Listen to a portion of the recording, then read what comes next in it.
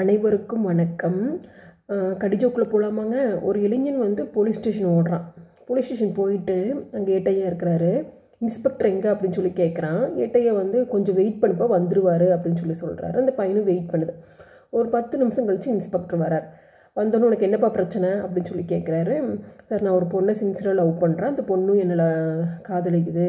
நீங்கள் தான் 2 பேர்த்தையும் சேர்த்து வைக்கணும் அப்படின்னு சொன்னதுக்கு இதில் என்னப்பா இருக்குது, 2 பேர் மேஜர் ஆகிட்டிங்க இல்லை, ரெஜிஸ்டர் மேரேஜ் நான் பண்ணி வைக்கிறேன் அப்படின்னு சொல்லி சொல்கிறாரு.